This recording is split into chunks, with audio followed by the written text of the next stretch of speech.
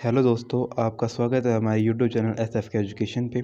आज की इस वीडियो में हम class 12 business studies financial management के चैप्टर का एक फुल रिकैप लेने वाले हैं और उसके साथ साथ हम उसके सबसे इम्पॉर्टेंट क्वेश्चन करेंगे जिनकी पेपर में टर्म 2 में आने की संभावना बहुत ज़्यादा है। अब चूँकि हमारे पास ज़्यादा टाइम है तो अब हम आराम से सभी इंपॉर्टेंट क्वेश्चंस को, objective question, how to writing, इन सभी प्रैक्टिस करेंगे। तो अगर आप हमारे इन सबसे कनेक्ट करना चाहते हैं तो प्लीज़ हमारे चैनल को सब्सक्राइब कर लें, बेल आइकन को प्रेस कर लें कि आप हर अपडेट से अपडेट रहें और वीडियो को लाइक कर दें। तो चलो स्टार्ट करते हैं। तो हमारा चैप्टर है फाइनेंशियल मैनेजमेंट।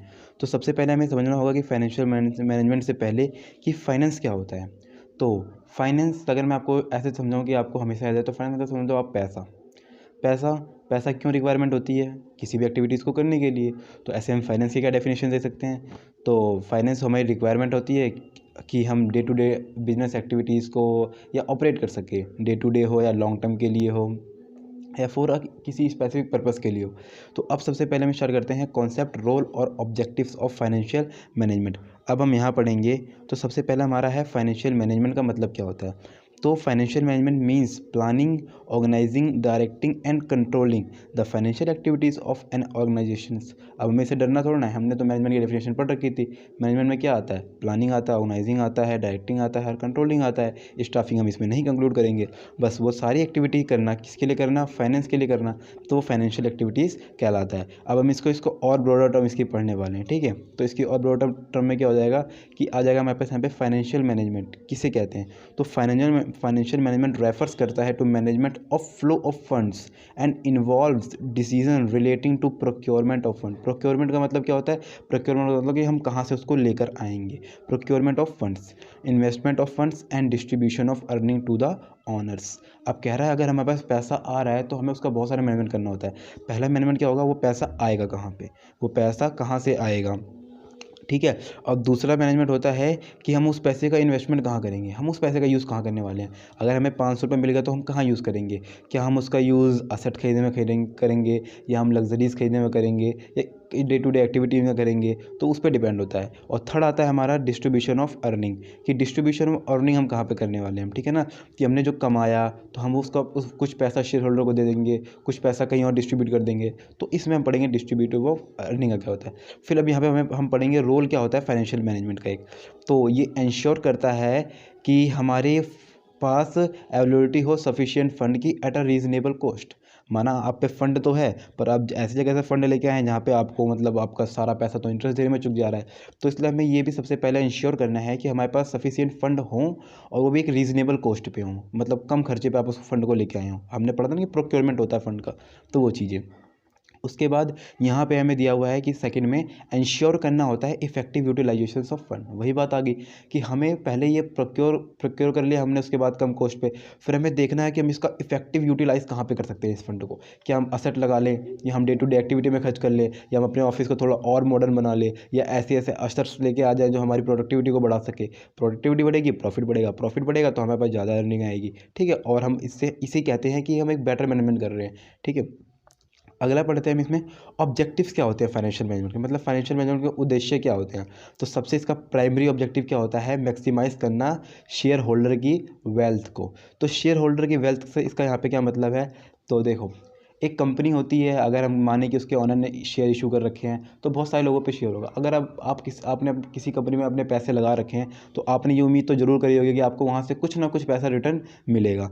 तो सबसे पहले अगर हमें ये पता चल जाए कि हाँ ये कंपनी बहुत अच्छी है, मतलब यहाँ के शेयर होल्डर को अच्छे खासे पैसे मिलते रहते हैं, तो आपका अगर बेनिफिट होगा तो आप भी ज़्यादा करोगे। तो फाइनेंशियल मैनेजमेंट का ऑब्जेक्टिव ये होता है कि हम इस तरह से पैसे को लाएँ, इस तरह से पैसे को लगाएं कि हमारे शेयर होल्डर के वेल्थ मैक्सिमाइज हो जाए, ठीक है। और जो वेल्थ होती है वो किस पर डिपेंड होती है, मार्केट प्राइस होती है हमारी इक्विटी शेयर की और नंबर्स ऑफ शेयर।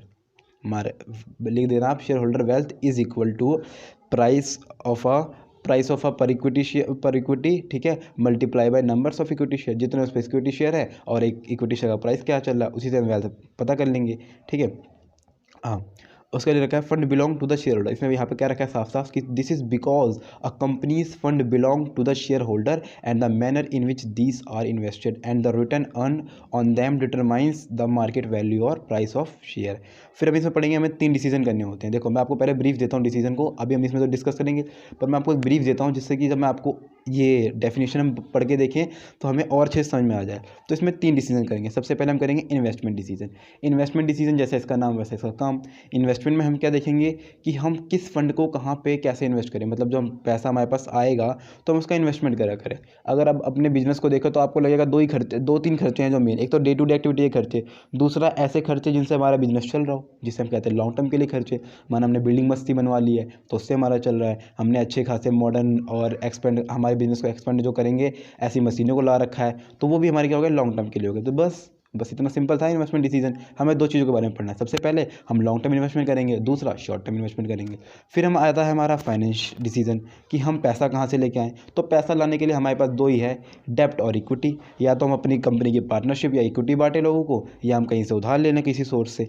ये तरीके होते हैं। फिर आता है डिविडेंड डिसीजन। डिविडेंड डिसीजन भी छोटा सा कॉन्सेप्ट है, उसमें हम ये पढ़ेंगे हमने जिस बार रिटेन अर्निंग कर रखी है, जो हमने पैसे बचा रखे हैं, उसमें से कितना अमाउंट हम शेयर होल्डर को देते हैं डिविडेंड के रूप में, और कितना पैसा अपने पास बचा के रख ले। कई बार कंपनी को क्या होता है, ग्रोथ करनी होती है तो कंपनी वो पैसे नहीं बांटती। तो ऐसे ही ग्रोथ का तो मैंने आपको एक एग्जांपल दिया है, ऐसे उसमें बहुत सारे उसके पर्टिकुलर्स होंगे जो हमें पढ़ने पड़ेंगे। तो हम स्टार्ट करते हैं यहाँ से इन्वेस्टमेंट डिसीजन से। तो यहाँ पे हमें लिखा हुआ है इन्वेस्टमेंट डिसीजन इन्वॉल्व करता है deciding about how the funds are invested in different assets so that they are able to earn the highest possible return for their investors. Investment decision can be long term और short term. जैसा अभी हमने पढ़ा कि जो investment decision क्या होता है, वो बताता है कि हमें पास हाई पॉसिबल रिटर्न कैसे आएंगे, कहाँ से कितने पैसे आएंगे, तो हम कहाँ पे इन्वेस्ट करें। जो नहीं कि हम अपनी बिल्डिंग में इन्वेस्ट करें। कई बार क्या होता है हम किसी के और शेयर में इन्वेस्ट कर सकते हैं, तो हमें जहाँ से ज़्यादा अच्छी खासी कॉस्ट मिल होगी तो हम वहाँ पे इन्वेस्ट करना हमें अच्छा रहेगा या हमारे लिए फ़ायदेमंद रहेगा। तो पहला आता है लॉन्ग टर्म इन्वेस्टमेंट डिसीजन। याद रखना लॉन्ग टर्म इन्वेस्टमेंट डिसीजन को एक और नाम से कहते हैं जो हमने यहाँ पे दे रखा है, उसे कहते हैं कैपिटल बजटिंग डिसीजन। तो लॉन्ग टर्म इन्वेस्टमेंट डिसीजन को हम एक और नाम से जानते हैं, उसे कहते हैं कैपिटल बजटिंग डिसीजन। तो जो कैपिटल बजटिंग डिसीजन होता है वो ये चीज़ इंश्योर करता है कि फिक्स असेट कितनी होनी चाहिए। कैपिटल बजटिंग डिसीजन या लॉन्ग टर्म इन्वेस्टमेंट डिसीजन सिर्फ इस बात से रिलेट करता है कि हमारे पास फिक्स असेट कितनी होनी चाहिए। कभी ये मत सोचना कि अगर कोई बंदा स्टॉक लेके आ रहा है, इन्वेंट्रीज लेके आ रहा है, आप सबको बैलेंस शीट तो याद होगी ना, तो उसमें जितनी भी चीज़ें उस चीज़ में लॉन्ग टर्म के लिए आती हैं वो सब के लिए ही हम लॉन्ग टर्म इन्वेस्टमेंट डिसीजन ही करते हैं। कभी भी इन्वेंट्रीज के लिए, कैश एंड कैश इक्विवेलेंट्स के लिए, मार्केट सिक्योरिटीज़ के लिए हम कभी भी लॉन्ग टर्म इन्वेस्टमेंट डिसीजन नहीं लेंगे। ठीक है, तो यहाँ पे इन्होंने हमें साफ साफ लिख भी रखा है डेफिनेशन के अंदर, decision to invest in a fix asset is known as, मैं आपको दिखाता हूँ। हाँ, यहाँ पे इन्होंने लिख रखा है decision to invest in a fix asset is known as capital budgeting decision. Examples हैं इसके, acquiring a new fix asset such as a land, building, plant and machinery etcetera. तो यहाँ पे इन्होंने हमें दे रखा है कि डिसीजन किसके रिलेटिंग करना, फिक्स असेट के रिलेटिंग करना, जो नॉन कर किसके नाम से जाने जाते हैं, कैपिटल बजटिंग डिसीजन भी जाने जाते हैं। और यहाँ पे एक और एग्जांपल दे रखे हैं, ओपनिंग अ न्यू ब्रांच। आप नई बिल्डिंग ले रहे हैं, आप नई ब्रांच खोल रहे हैं, वहाँ आपके अलग खर्चे होंगे। अब देखो आपने एक ब्रांच लिया, नया ब्रांच लिया, तो क्या वो 1 साल में खत्म हो जाएगा? नहीं ना, आप उसे लॉन्ग टर्म के लिए यूज़ करेंगे। Expenditure on acquisition, expansion and modernisation and their replacement. ठीक है, हम उसमें कुछ अच्छा मॉडर्न कर सकते हैं, ठीक है, और उसके रिप्लेसमेंट भी कर सकते हैं। तो पर हमारे ये सब जो मशीन आएंगी ये सब हमें लॉन्ग टर्म फायदा दिखाएंगे। ठीक है, तो इसे कहते हैं लॉन्ग टर्म इन्वेस्टमेंट डिसीजन और कैपिटल बजटिंग डिसीजन। अभी मैं आपको ये भी पढ़ाऊंगा, ये बहुत ही ज़्यादा इंपॉर्टेंट होता है किसी बिजनेस के लिए। अगर किसी बिजनेस ने ये चीज़ गलत कर दिया तो उसके ये बिजनेस का मतलब एक फेलियर का भी रीज़न होता है कि ये बिजनेस फेल हुआ जस्ट बिकॉज ऑफ, क्योंकि इन्होंने जो फिक्स असेट लगाई थी वो इनके लिए बेकार रहेगी। तो इसमें क्या है, reason that make capital budgeting decision to be made careful. देखा यहाँ पे अब मैंने रीज़न दे रखे हैं कि अब हम पढ़ेंगे कि इसका रीज़न क्या होता है कि हमें केयरफुली करनी चाहिए। तो इसका फर्स्ट रीज़न है these decisions have a bearing on the long term growth. याद रखना, अगर आप पे 1 लाख रुपए पड़े हुए हैं और आपने सोचा चलो मैं एक बाइक ले लेता हूँ 1 लाख रुपए की, आपने उसको अपनी असेट बना ली, तो अब आपको ये भी डिपेंड रहना पड़ेगा कि आपके सारे पैसे जा चुके हैं और अब आपको जो भी इस पर, चाहे इससे फ़ायदा हो चाहे इससे लॉस हो, आपको लॉन्ग टर्म के लिए ही सहना है। माना बाइक की क्वालिटी ख़राब हुई या बाइक ख़राब हो गई तो आपको तो लॉस होगा, और पूरे लॉन्ग टर्म के लिए होगा जब तक आप बाइक से उसको यूज़ करने वाले हो। उसकी रिप्लेसमेंट करोगे तब भी वो होता है, इरिवर्सिबल भी होता है। इसका एक पॉइंट है, भी आगे पढ़ेंगे। सेकेंड है इसमें, these decision result in a sustainable portion of a capital funds being blocked in a long term project. वही बात है, अगर आपके जेब के 1 लाख रुपए तक वो एक लॉक्ड हो चुके हैं या ब्लॉक हो चुके हैं किसी एक लॉन्ग टर्म प्रोजेक्ट के साथ। थर्ड है इसमें, these decision influence the overall business risk complexion of the firm. अब ये रिस्क भी बढ़ाता है, क्योंकि अगर आपने एक बिल्डिंग बनवा ली और उस बिल्डिंग में मान लो आपको ग्रोथ ही ना हो रहा है या लोग आ नहीं रहे हैं या कुछ और जो दिक्कतें आती हैं फेस करना पड़ता है, तो एक लॉन्ग टर्म के लिए होता है। ओवरऑल आपके बिजनेस का एक रिस्क बन जाता है कि आपके बिजनेस का इतना सारा अमाउंट एक फिक्स चीज़ में लग चुका है जिससे ना पैसे आ रहे ना कुछ हो रहा। फोर्थ है इसमें, जो मैंने ऊपर भी डिस्कस कर दिया है, these decision once taken are not reversible without incurring heavy losses. अगर आप बाइक को आप अपनी आप जस्ट निकाल के ले आए दुकान से, तो अगर आप उसको वापस किसी को बेचोगे सड़क पे भी, तो उसकी वैल्यू वैसे ही 10,000 to 20,000 वैसे ही फॉल हो जाती है। तो हमें ध्यान रखना है कि अगर हम उसका रिप्लेसमेंट भी करते हैं, रिवर्सिबल भी होता है ना, हमें तो हैवी लॉस सहना पड़ता है। इसमें हम पढ़ेंगे अगला शॉर्ट टर्म इन्वेस्टमेंट डिसीजंस। तो शॉर्ट टर्म इन्वेस्टमेंट डिसीजन को हम कहते हैं कॉल्ड वर्किंग कैपिटल डिसीजन। याद रखना, जितने भी, अभी मैं आपको एक मेमोरी पॉइंट भी दूंगा, मेमोरी पॉइंट में क्या होगा कि जितने भी शॉर्ट टर्म डिसीजन होंगे ना, हम हमेशा वर्किंग कैपिटल डिसीजन से ही रिलेट करेंगे। और लॉन्ग टर्म, बोलो बोलो, हाँ, कैपिटल बजटिंग डिसीजन। सही याद है आपको कि लॉन्ग टर्म के लिए हम करेंगे कैपिटल बजटिंग डिसीजन और शॉर्ट टर्म के लिए करेंगे working capital decision. Are concern with the decision about the levels of cash, inventory and receivables. वही सारी चीज़ें अगर आपको बैलेंस शीट याद हो तो इससे कुछ फालतू नहीं है। तो ये कैश, इन्वेंट्री, रिसीवेबल से रिलेट होता है, जो कि डे टू डे एक्टिविटी में आता है। और उसके बाद इसमें, और इसने एग्जांपल दे रखे हैं हमने यहाँ पे, तो लिख रखा है efficient cash management, inventory management and receivables management are essential ingredients of sound working capital management. अब सेकंड पढ़ते हैं इसका। सेकंड डिसीजन देख लो, हमने फर्स्ट डिसीजन खत्म कर लिया बहुत ही आसानी से। लॉन्ग टर्म के लिए करते हैं जिसे कैपिटल बजटिंग कहते हैं, शॉर्ट टर्म के लिए कहते हैं जिसे वर्किंग कैपिटल डिसीजन कहते हैं। ठीक है, खत्म बस। अब आते हैं सेकंड डिसीजन पे, फाइनेंसिंग डिसीजन। फाइनेंसिंग डिसीजन किसे कहते हैं? तो it relates to the quantum of a finance to be raised from various long term sources, shareholders funds और इक्विटी एंड बोरोड फंड और डेप्ट। Financing decision determine the overall cost of capital and the financial risk of the enterprises. देख लो, अगर आप finance लेके आ रहे हो कहीं से, तो आपके लिए तो फाइनेंशियल रिस्क भी होता है उसके लिए, और ओवरऑल ये कॉस्ट बताता है कि आप पे पैसा आया है कहाँ से आया है, ये आपकी फर्म की पावर बताता है। अगर मैं कहूँ मेरे दो दोस्त हैं, ए और बी, ए कंपनी के पास 80 लाख की असेट्स है और बी कंपनी के पास 50 लाख की असेट है। पर अब मैं एक और बात कह दूँ, इसका देखो टर्म दे दे रहा है मैंने आपको, कि ए ने 60 लाख का डेप ले रखा है मार्केट से और बी ने 10 लाख का डेप ले रखा है मार्केट से। तो अब आप किस कंपनी में ज़्यादा इन्वेस्ट करना चाहेंगे? पक्की बात है कि आप इसमें बी कंपनी में ज़्यादा इन्वेस्ट करना चाहेंगे, चाहे उसके पास पैसे कम है, पर जिसके पास पैसे हैं वो खुद के हैं। अगर आपको कल को कंपनी इंसॉल्वेंट भी होती है तो आप उसको रिकवर करके आपको कुछ ना कुछ अमाउंट मिल जाएगा। पर ऐसी कंपनी जिसपे 80 लाख रुपये की उसकी पूरी असेट है, उसमें से उसके 60 लाख तो उसने उधार ले रखे हैं, 20 लाख उससे खुद के हैं, मतलब इंस्टॉलमेंट होने पे वो इनसफिशिएंट कैश होगा उसके पास कि वो अपने सॉल्वेंसी से भी बाहर आ जाए। तो हमें ये सब देखना पड़ता है। उसके बाद हम पढ़ेंगे डिविडेंड डिसीजन।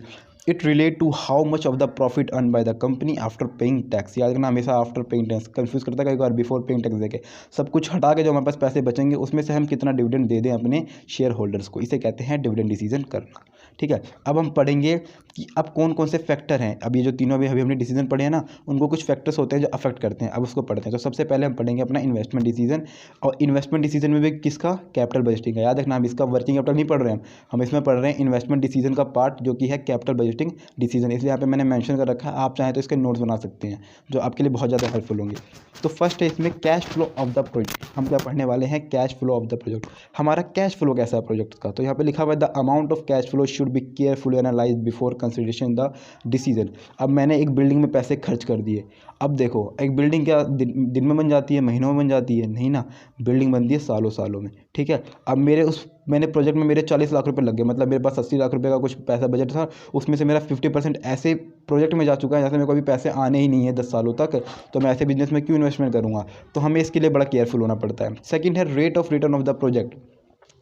मेरे को रेट ऑफ रिटर्न देखना पड़ता है। माना कि मेरे सामने दो बंदे खड़े हैं, एक कह रहा है आप मेरी बिल्डिंग बनवा दो और मैं आप मेरी बिल्डिंग बनाने में इन्वेस्ट कर दो, और दूसरा कह रहा है कि आप मेरे लिए इन्वेस्ट करो। और दोनों में मेरे को लग रहा है रिस्क ज़्यादा है यार, 5 साल उसमें भी 5 साल इसमें भी, और दोनों को कह रहे हैं 5 साल लगेंगे भाई हमें टाइम। पर जो सेकंड वाला है वो मुझे कह रहा है मैं आपको 12% दूंगा और रेट, और जो फर्स्ट वाला वो कह रहा है मैं आपको 10% दूंगा। तो याद रखना, अगर रिस्क सेम बियर करना पड़ रहा है आपको, तो आप उसकी तरफ जाएंगे जो आपको ज़्यादा रेट ऑफ रिटर्न प्रोवाइड कर रहा हो। ठीक है, थर्ड आता है इसमें इन्वेस्टमेंट क्राइटेरिया। अगर आप कहीं इन्वेस्टमेंट करते हैं तो क्या खाली इन्वेस्टमेंट करने तक रहता है? उसको लाना, उसमें खर्च करना, उसका इंटरेस्ट बैंक को देना, पैसा, ये सब भी अमाउंट आता है। तो ये सब भी क्राइटेरिया इन्वॉल्व होता है। अब मान लो आपने ऐसे बिजनेस में इन्वेस्ट कर दिया जिसमें आपका मतलब जो इन्वेस्टमेंट क्राइटेरिया है वही बहुत ज़्यादा कॉस्ट आ जा रहा है, सरकार से परमिट लेना, ग्रांट लेना, सोसाइटी में जहाँ पे आप कंपनी खोले वहाँ से ग्रांट लेना, तो ये आपके लिए बहुत ज़्यादा नुकसानदायक हो सकता है।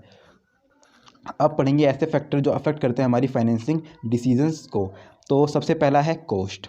फाइनेंस डिसीजन की बात कर रहे हैं। अभी हमने किसकी बात करी थी, इन्वेस्टमेंट डिसीजन में, उसके में भी किसके पार्ट की, कैपिटल बजटिंग की। अब आ जाते हैं हम फाइनेंसिंग डिसीजन की बात करते हैं। अगर आपको इसका कोड भी याद करना है तो साइड में यहाँ पे कोड दिया हुआ है 4 और C3 बार है, ठीक है ना। अगर आप याद करना चाहें तो अक्सर अगर आप ज़्यादा याद कर लेंगे तो आपको याद ही नहीं होगा, तो अगर आप इस पर ना फोकस करें तो बढ़िया रहेगा। पर जो बच्चे हैं कर सकते हैं उनके लिए साइड में हमने दे रखा है 4C3 से याद कर सकते हैं। तो सबसे पहला आता है कॉस्ट फाइनेंस डिसीजन का, कि the cheapest source of finance. Finance मतलब क्या होता है, पैसा आप कहाँ से लाओगे, प्रोक्योरमेंट ऑफ फंड्स। डेप्ट और इक्विटी, दो ही ऑप्शन है हमारे पास, तो इसमें बोला कि डेप्ट और इक्विटी। अब देखो, जो हम पैसा लाते हैं ना वो दो चीज़ों पे डिपेंड होता है, सबसे पहले रिस्क और सेकंड चीज़ होती है कॉस्ट। तो पहले हम पढ़ लेते हैं कॉस्ट किस में ज़्यादा आती है। तो कॉस्ट तो हमारी ज़्यादा आती है डेप्ट इशू करने में, ठीक है। The cheapest source of finance should be selected, example dept. The cost of dept is lower than the cost of equity. क्या रखा है कि अगर आप डेप्ट इशू करते हैं तो आपको पक्की बात है कॉस्ट कम आने वाली है, ठीक है। उसके बाद जो इक्विटी की कॉस्ट होती है वो हमेशा हायर होती है। याद रखना, डेप्ट की कॉस्ट क्या होती है, लो होती है, और इक्विटी की कॉस्ट क्या होती है, हायर होती है, ठीक है। Cost of equity for a firm because the lender require a lower rate of return as his risk is lower than the equity shareholder, ठीक है। तो क्या है, उसका रिस्क भी कम होता है, इसलिए वो पैसे भी आपसे कम मांगता है, कॉस्ट कौन, डेप्ट वाला। तो लिख रखा है मोर ever interest paid on dept is a tax deductible expense where as dividend are paid out of after tax profit, therefore increase use of dept is likely to lower the overall cost of capital of the firm, ठीक है। अगर हम डेप्ट बढ़ाएंगे तो पक्की बात हमारी firm का कॉस्ट कम आने वाला है। सेकेंड है इसमें रिस्क। अब बात करते हैं रिस्क की। The less risky source of finance should be preferred, हमेशा हमें कैसा प्रेफर करना है, द लेस रिस्की, जो कम रिस्की हो। वो तो हमें ऐसी बात पता होती है कि हम कहाँ पे जाना चाहेंगे। मैं कहूँगा आपको, मैं टूर पे ले जा रहा हूँ, एक जगह बहुत रिस्की, आप अगर मौत हो सकती है आपकी, दूसरी जगह बहुत ही सेफ जगह है, अच्छी जगह है, तो आप पक्की बात है सेफ जगह को चूज़ करोगे। फिर आता है हमें इक्विटी डेप्ट इज़ मोर रिस्की। इक्विटी क्या है, जैसे एग्जांपल क्या है इसका, इक्विटी डेप्ट is more risky for a business. देखो, जो डेप्ट होता है ना वो बहुत ही ज़्यादा रिस्की होता है, किसके लिए, बिजनेस के लिए, इसने बोला यहाँ पे। और the payment of interest and the return of principal amount are obligatory for the business which increase the financial risk of a company, whereas there is no such compulsion in case of equity making it riskless for a company. अब देखो माना कि आपकी ऐसी company यहाँ पे आपको लग रहा है कि मेरे पास वो पैसे बराबर आते नहीं हैं, और उसके बाद आप डेप्ट इशू कर दो, आपकी कंपनी में रिस्क है पूरा, तो आप डेप्ट भी इशू कर दो, तो आप पे एक और खर्चा आ गया। अब आपको क्या देना है, अपने जो आपके डिवेंचर होल्डर, आपने जिसे डेप्ट रखा है आपको उन्हें भी पेमेंट करनी है, उनका इंटरेस्ट पे करना है, उनका प्रिंसिपल अमाउंट पे करना है। और आपकी कंपनी थोड़ी रिस्क भरी है, आपको खुद पता नहीं चलता कि आप कब कमा रहे हो, आप कब लॉस में जा रहे हो। तो ऐसे केस में आपको इक्विटी ही प्रेफर करनी चाहिए। इक्विटी प्रेफर करोगे तो थोड़ा आपको कम रिस्क होगा, ठीक है। यहाँ पे लिखा है financial risk is the chance that a firm would fail to meet its payment obligation interest and principal amount, कई बार ऐसा केस आता है। थर्ड है इसमें flotation cost. Cost of raising fund is called flotation cost, example cost of advertising, printing, prospectus etcetera, ठीक है ना। फ्लोटेशन कॉस्ट क्या होती है, हमेशा याद रखना, ऐसी कॉस्ट जो हमारी रेज करने पे आ रही हो, किसको, फाइनेंस को। तो यहाँ पे बोला है रेजिंग फंड्स, अगर हम फाइनेंस या फंड्स रेज कर रहे हैं तो उसमें जितने भी खर्चे आएंगे वो क्या कहलाएंगे, फ्लोटेशन कॉस्ट। मतलब अगर हम अपने पैसे, अगर हम फ्लो बनाना चाहते हैं तो उसके लिए जो खर्चे आ रहे हैं उसे कहेंगे फ्लोटेशन कॉस्ट। सबसे पहले इसमें कॉस्ट दे रखा है cost of advertising, printing, prospectus etcetera. अगर आपको प्रोस्पेक्टस प्रिंट नहीं करवाने हैं या एडवर्टाइज करवाना है तो आपके अलग अलग खर्चे आते हैं। उसके बाद है issue of equity involve flotation cost while loan from a bank does not involve flotation cost. देखो, अगर अब आप इक्विटी इशू करने जा रहे हैं तो अभी ऊपर दोनों खर्चे हो, किस चीज़ के खर्चे हैं, इसी चीज़ के तो खर्चे हैं। आप एडवर्टाइज करवाएंगे, हमारी कंपनी के भी शेयर इशू हो रहे हैं, दूसरा आपको बैंक में कुछ पैसे देने पड़ते हैं, प्रोस्पेक्टस छपवाना पड़ता है। पर अगर आप बैंक से अगर सीधा लोन लेते हैं तो आपको कुछ कागजी कार्रवाई पूरी करनी होगी, आपको लोन मिल जाएगा, तो उसमें फ्लोटेशन कॉस्ट बहुत कम आता है। तो हमें देखना है कि जो फ्लोटेशन कॉस्ट है जिसमें कम हो हम वहीं पर इन्वेस्ट करेंगे, ठीक है। अगला है कैश फ्लो पोजीशन। अब हमारी फर्म की कैश फ्लो पोजीशन कैसी है, माना कि हमारी फर्म में की जो कैश फ्लो पोजीशन है बहुत अच्छी है, पैसे आते रहते हैं, हर दिन पैसे आते रहते हैं, तो इस केस में हम डेप्ट इशू करेंगे, ठीक है। क्योंकि हमारे पास पैसे आएंगे तो हम इंटरेस्ट की पेमेंट कर सकते हैं। अब कोई कहेगा भाई हम तो इक्विटी भी इशू कर सकते हैं, अगर हमारे पास पैसे आ रहे हैं तो और पैसे बच जाएंगे, हम इंटरेस्ट भी नहीं देंगे। पर एक ध्यान बांटो, अगर आप तो आप देखोगे इसमें कि अगर आपको डेली 1000 रुपये मिल रहे हैं, पर उसमें भी आपको एक पार्टनर है, आपने किसी को इक्विटी दे रखी है ना, तो अगर आपका उसमें भी पार्टनर है तो कहीं ना कहीं आपको लॉस बियर करना होगा, एक अगर हम कंपेयर करें किससे, इंटरेस्ट से। तो इसलिए हम क्या करते हैं, प्रेफर इसमें डेप्ट प्रेफर करते हैं। अगर हमारे पास अच्छी खासी कैश फ्लो, अगर बेकार कैश फ्लो है, हमें लग नहीं लगे पैसा तो आता ही नहीं है, तो हम किसी को पार्टनर रख लेंगे अपने साथ। फिफ्थ है कंट्रोल। अगर आपको अपना कंट्रोल बनाना है तो पक्की बात है, ऐसा तो ध्यान में आ गया होगा आपका कि अब हमें इक्विटी कम यूज़ करनी है, ठीक है, सॉरी फॉर इट। तो हम समझ जाएंगे इस केस में कि हमें इक्विटी ही इशू करनी है, ठीक है। और अगर अगर हमें कंट्रोल अपना रखना है अपनी बिजनेस पे, तो हम इस केस में इक्विटी नहीं इशू करेंगे, डेट इशू करेंगे। पर अगर हमें समझ रहे हैं कि चलो यार कंट्रोल किसी और के भी हाथ में देते हैं, कंट्रोल कम करना है अपना, तो आपका ओवरऑल अगर आप इक्विटी इशू करोगे तो आपका कंट्रोल वैसे ही कम हो जाएगा, ठीक है।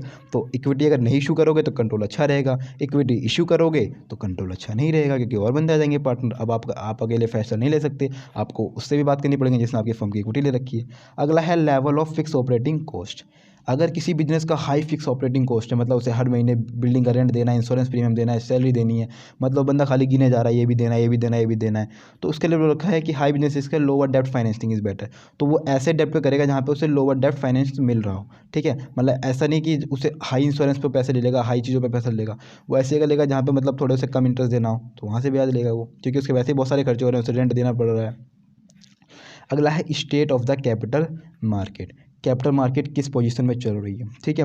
तो अगर कैपिटल मार्केट बढ़ रही है, मतलब जिसे कहते हैं बुलिश, मूवी देखी थी ना, वो आई थी 2 मूवी स्कैम 1991, उसमें तो उसमें हमने एक चीज़ नोटिस किया होगा, जिस बच्चों ने देखी होगी, जिसने नहीं देखी मैं प्रेफर करूँगा आप देख लो, क्योंकि आप अकाउंटिंग के स्टूडेंट हो।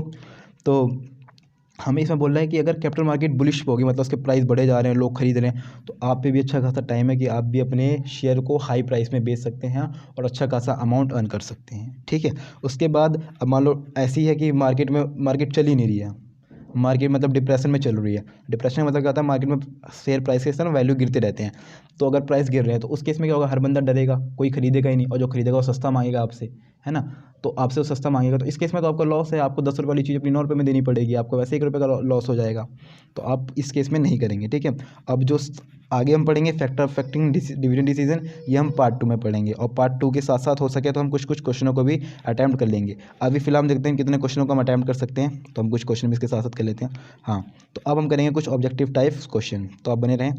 पहला में दे रखा है, as a part of its capital structure Venus Limited है जो 50 लाख इक्विटी शेयर है उसके पास, और 20 लाख का लोन लेता है किससे, नियॉन बैंक से, और earning a good profit Venus Limited decided to give dividend on the equity shareholder but were surprise when the Neon bank impose restriction on the payment of a dividend. अब देखो, एक बंदा उसमें 50 लाख है, ठीक है ना, और उसमें लोन भी है 20 लाख रुपये किसका, नियॉन बैंक का। अब वो क्या करना चाहता है, डिविडेंड इशू करना चाहता है। तो ये अभी पार्ट मैंने आपको पढ़ाया नहीं है, पर ये पार्ट हम पढ़ेंगे उसके अंदर, हमारे डिविडेंड डिसीजन के अंदर, ठीक है।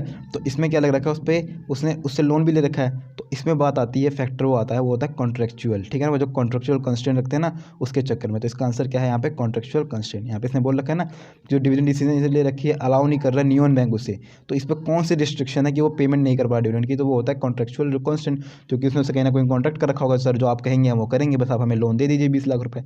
तो उसने 20 लाख रुपये दे रखा, तो मना कर रहा है भाई अब तू नहीं करेगा, तो बात कौन सी आती है यहाँ पे, कॉन्ट्रैक्ट था उनके बीच में पहले से, ठीक है। सेकंड क्वेश्चन देखते हैं फटाफट, अच्छा क्वेश्चन है ये भी। कोबी लिमिटेड है 87 year old reputed consumer goods company है। It is known for offering goods quality electronic products at reasonable price, मतलब अच्छे खासे इलेक्ट्रॉनिक गुड देती है, अच्छे प्राइस पे देती है। It has branches all over India. It has a large share holder base, इस पर एक अच्छा खासा शेयर होल्डर का बेस है, इसका शेयर होल्डर बहुत सारे हैं। The shareholder desire that some dividend is paid every year on their investment. अब जो बेचारे शेयर होल्डर कहना है, सर प्लीज़ थोड़ा थोड़ा तो हमें डिविडेंड दो, बढ़ा के दो थोड़ा सा डिविडेंड। तो कंपनी भी मैनेजमेंट समझती है उनकी बात को, हाँ यार देना तो चाहिए, जो कि इनकी वजह से तो हमारी कंपनी चल रही है अच्छी खासी। तो उसने सोचा हम इसको खुश और सेटिस्फाई रखेंगे, तो as a matter of policy वो डिक्लेयर कर देते हैं डिविडेंड किसके लिए, अगले साल के लिए। चलो ठीक है, अब हम तुम्हें डिविडेंड देंगे, खुश रहो तुम सब।